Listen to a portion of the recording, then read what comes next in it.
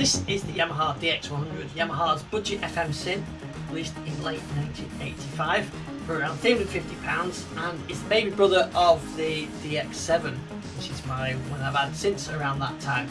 Back in 1985, I was watching Top of the Pops and I saw groups like Duran Duran on there, and they were using a Yamaha DX7, and I thought I really wanted one of those. Little did I know they were actually miming, but the DX7 was the sort of sound of the 80s, electric pianos and bass sounds, and people wanted a fresher sound than the analog sounds of the earlier 80s, and the DX7 was it. This is its baby brother, budget device, and this is what I got because I couldn't have a DX7. I've now got a TX7, which is a rack mount version. You can check out that video on our YouTube channel. But this is the little baby that brother of the DX7. So it's actually a DX27 as well, which has full-size keys. This has got 49 mini keys, and instead of having 6 operators on the DX7, it's got 4 operators and 8 algorithms. So you've got a lot less sound creating options, but it's still got some really interesting sounds. As you heard at the beginning there, and on the demo song, the solid bass one is a famous preset used on loads of sounds in the late 80s. Really, because I think the DX7, the DX100 was a cheap device around the later 80s, so that's why the music producers, dance music producers were picking these up. But it's totally FM, and you've got pianos, kind of. These are some of the presets. There's 192 presets in banks A to D, and then there's another banks A to D as well. Some people don't know about this trick, but if I remember rightly, turn off plus, and then we can go. Yeah, that's onto the second bank of sounds. So not everybody knows about these. So if I switch back, and you can hear some not convincing pianos. Honky tonk, probably not as bad. The electric grand,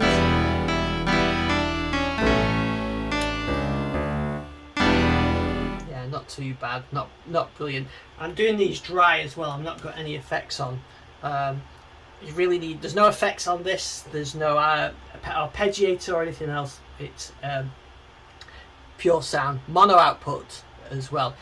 As you can hear, heard it the demo song I briefly at the beginning, and you'll hear it at the end. With a bit of reverb and a bit of effects, these sounds sort of come to life.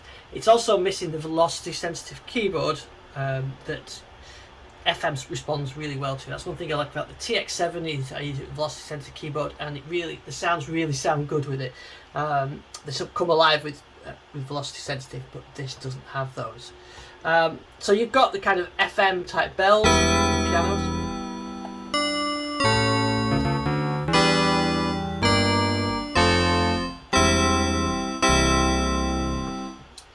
Probably sound better with a bit of chorus, and you've got old electric piano, which is kind of a note, and then the new one is more of the what.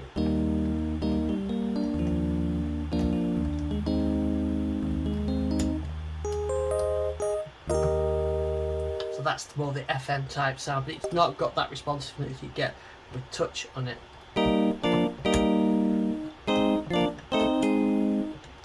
So there's the sort of the pianos and bells sounds that you get with it. And here's some nice examples of an operator or an algorithm that's probably split. So if we go into the edit mode and have a look at this, we can see that we're using algorithm 5, which is what I thought it would be, which is split. So half for the piano sound, half for the brass. And in fact, if I turn 2 of the operators off, here's the piano side. Turn the other 2 off and back up. There's the brass side behind it, and that's why a 6 operator synth gives you a lot more options, because you could do that again. You could have another layer stacked. So that's why the sounds are richer. But of course, you've got the usual things. You've got the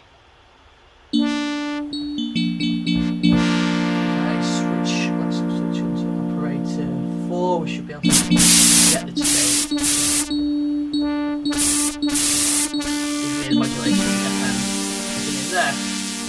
that's how the sounds are structured.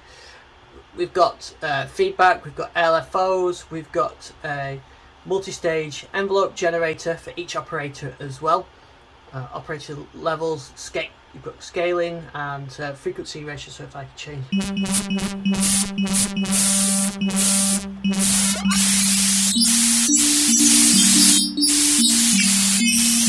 There's an envelope on there, perhaps I can.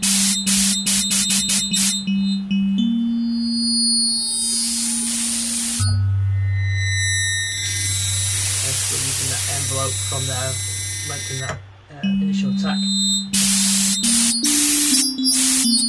Let's go back to some of the presets instead of that sound. It's good at organ sounds, and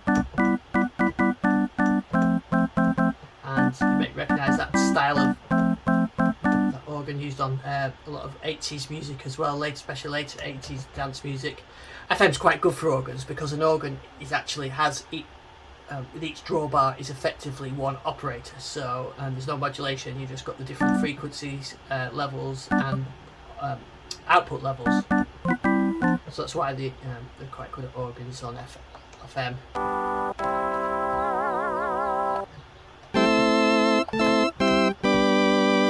So there's plenty of organs on there, even a few church organs.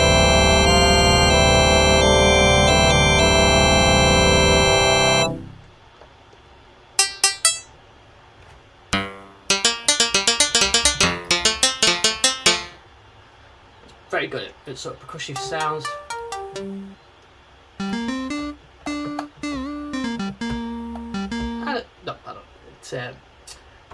At the guitars as well. So I heard solid bass before. There's some nice synth bass.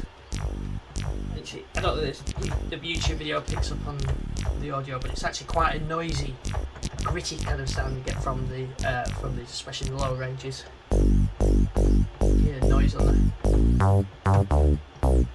I just really like those bass sounds. We've got the FM horns.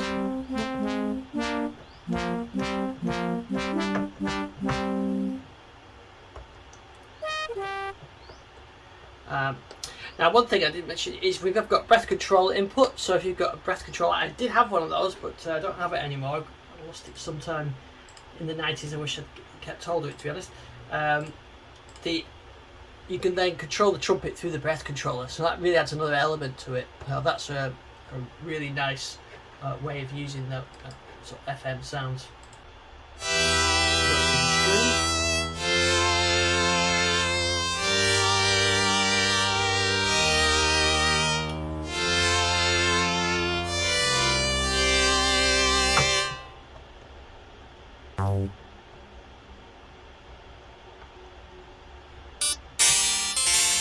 Good at flux sound.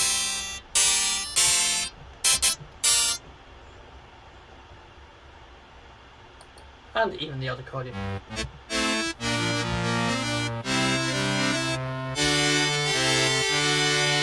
Incidentally, if you're interested in hearing what Yamaha, how they sold it, I've got this demo tape from 1986. One side of it is sound effects, the other side is this 80s fake DJ thing, which is absolutely brilliant. You can listen to these on digitalifestyle.com, and using 10 downloads, you can have a listen to those. The side 2 one to the is exciting hilarious. world of music making, and in particular to the fascinating realm of DX/FM digital synthesis. There's some synth sounds on.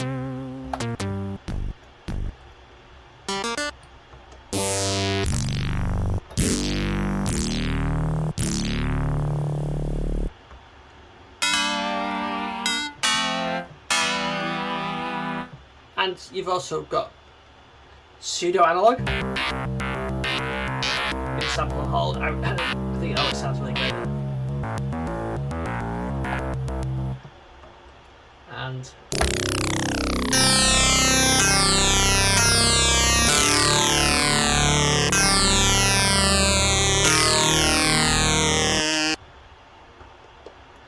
this is what a sound I do like as well. This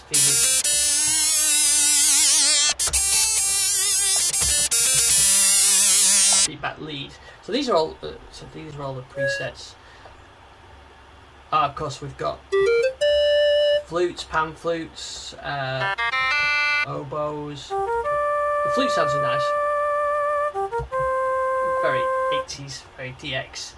We've got breath control sax on there, and there's some sound, still some sound effects. I like this one.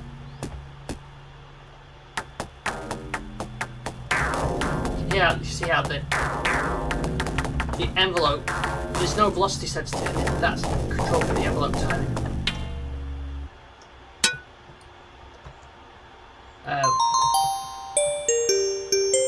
Nice clear Glocken's feels, which is obviously good for that kind of sound.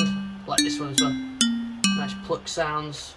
Tubular bells, no, not the tubular bells you get on the DX7, TX7 from Top Gun, but still a usable sound.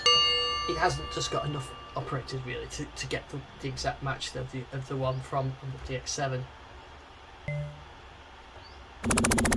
Oh, we've got the inevitable sound effects.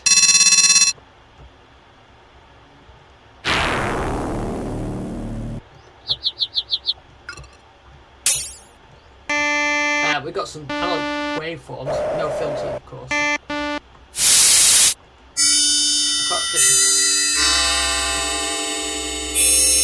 Nice complex, so let's have a check. Look, so that's using algorithm 4, and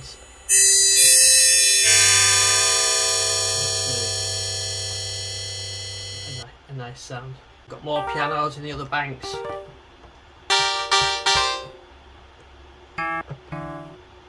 There are some velocity sensitive ones on this bank as well, and more organs. Some nice brass sounds in this bank. Very FM, like that one.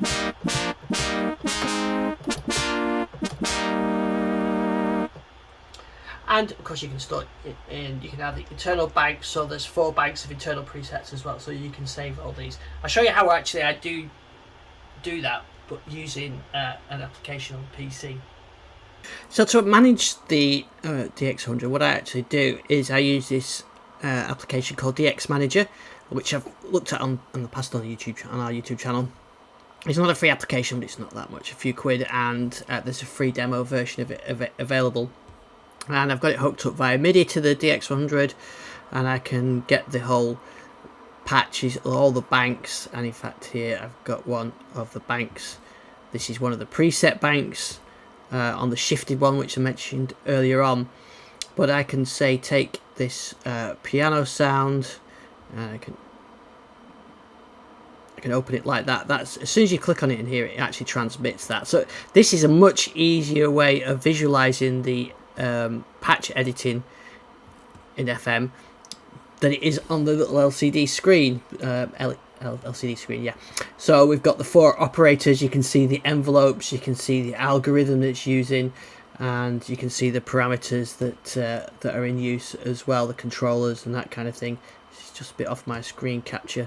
Let me shrink this down a bit. There we go. So we can see here we've got the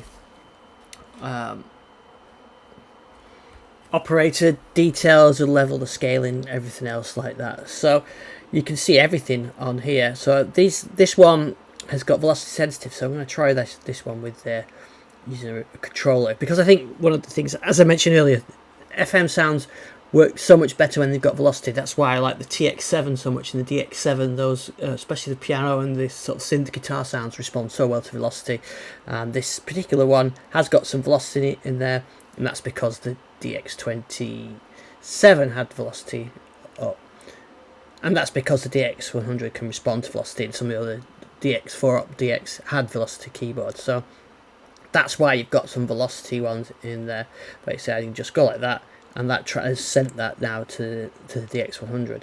So patch editing, much simpler using this. And of course the great thing is with this as well is you can download other patches. So I can browse and bring this screen over to the other window.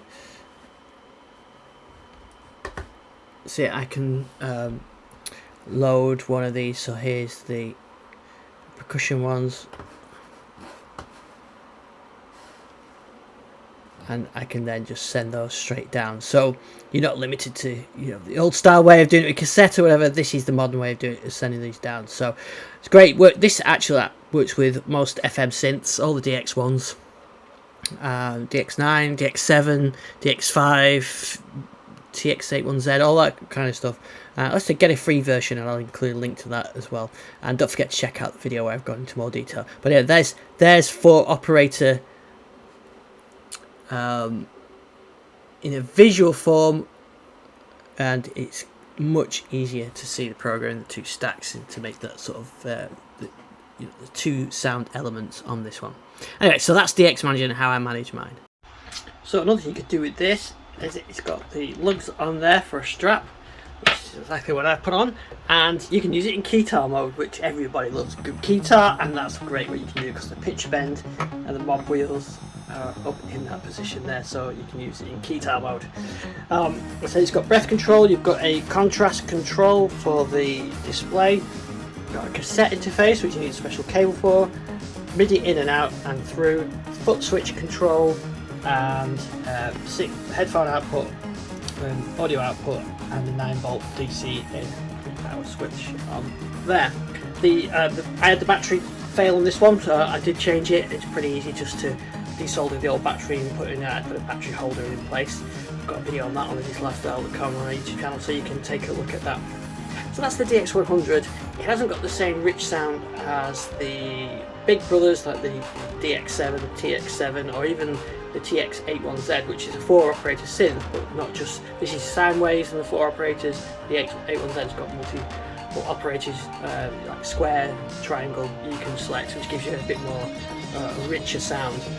But if you spend a bit of time programming it, you can come up with some good sound, and as you've seen through the DX application that I've got, DX Alive, that makes it really easy to edit this, and you can get some nice sounds on that. I still use this one, not so much for keytar mode, but I still like it, especially for like some of the bass sounds on there and some of the effects as well, so I still like that.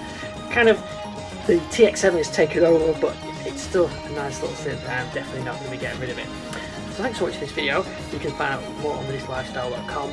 I've got loads of other videos about drum machines, rolling kits, chord kit, all sorts of stuff, as well as articles on how to get your Windows drivers working with MIDI and for chord devices.